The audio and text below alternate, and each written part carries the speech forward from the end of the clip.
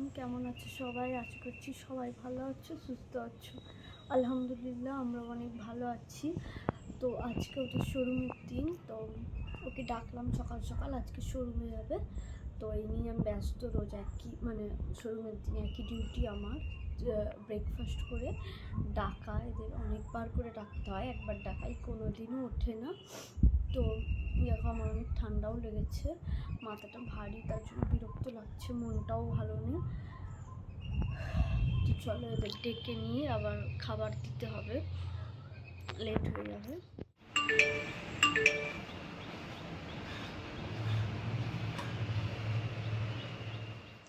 এই যে তরমুজ আর রুয়াবজার জুস হচ্ছে, তো শোরুমে যাচ্ছে তার জন্য ওকে ওই দিলাম।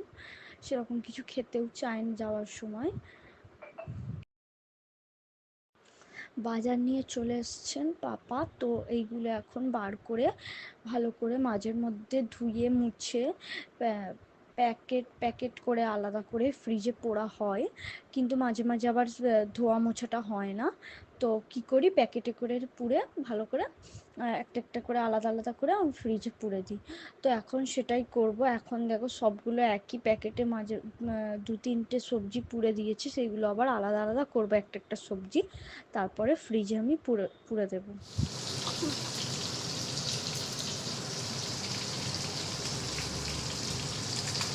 তো দেখো এখানে এখন মাছ ভাজি হচ্ছে, মাছ ভাজছে, আর এখানে ভাত চাপিয়ে দিয়েছে, আর এখানে বেগুন কাটা আছে, বেগুনটা ভাজবে, আর এখানে সিম রান্না করবে, তাই মাছ দিয়ে তাই সিম কেটে রেখে দিয়েছে।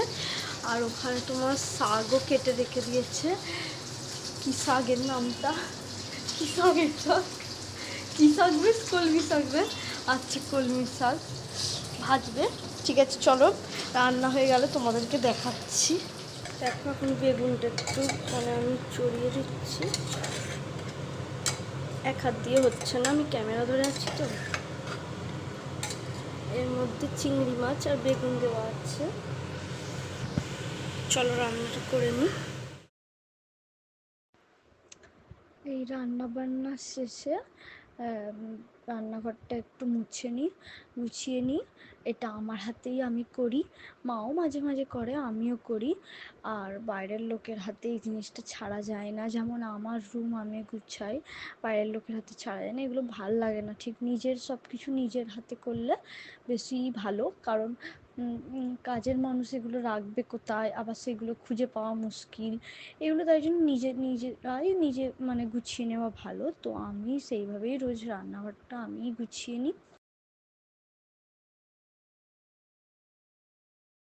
আর এদিকে টেবিলটার কি অবস্থা দেখো, এগুলো গুছাতে হবে, না লাঞ্চের সময় খেতে বসার সময় আবার এত কিছু পাপা খাবে, তার জন্য ভালো করে গুছিয়ে নিই। ফাঁকা করতে হবে, অনেক কিছু ভরে থাকে, এটা সেটা রাখা হয়ে যায়, তার জন্য তাই একবার গুছিয়ে নিচ্ছি।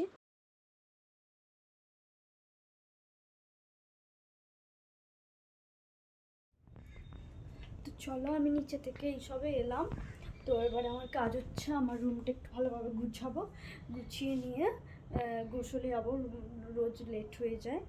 তো ওরা তো সবাই কেউ নেই, তো বাড়ি ফাঁকা, তার জন্য কাজটা তাড়াতাড়ি হয়ে যাবে। আর আমি আমার রুমটা একটু ভালোভাবে গুছাই টাইম নিয়ে, তার জন্য তো চলো গুছিয়ে নিয়ে, এমনিতেও লেট হয়ে যাচ্ছে। আজান হচ্ছে, তাও অনেকটাই লেট হয়ে গেছে, 12:30 বেজে গেছে। যতই ভাবি তাড়াতাড়ি কিছুই হবে না। আর আমার একটু ঘর গোছাতে বেশিক্ষণই টাইম লাগে, কারণ আমি অনেক মানে খুঁতখুঁতে, অনেক আস্তে আস্তে ভালোভাবে কাজ করি, তার জন্য।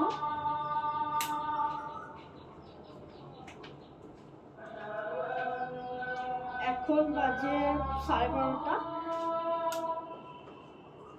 চলো ঝটপট আমি এগুলো গুছিয়ে নিই।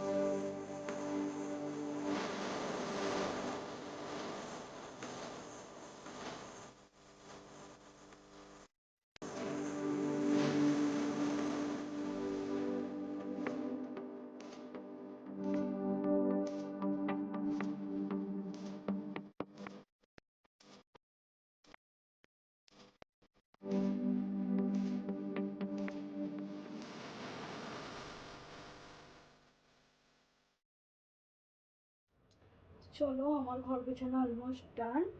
তো আমি এবারে গোসলে যাবো, বেশি লেট করবো না, আজানও দিয়ে দিয়েছে।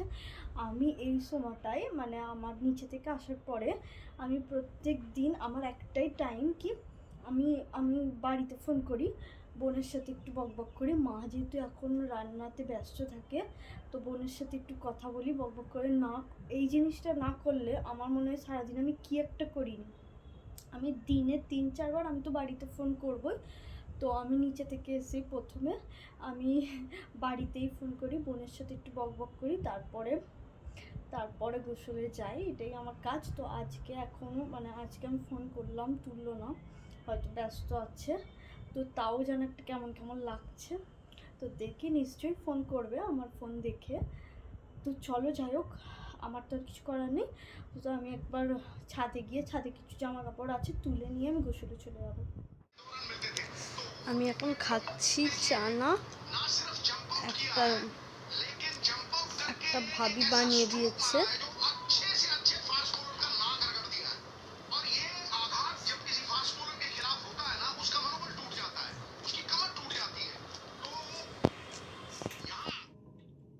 এখন তবু মানে ভালোই গরম পড়ে গেছে, ঠান্ডাটা কমে গেছে প্রায়, এখন বসন্তকাল পড়ে গেছে, খুব ভালো লাগছে।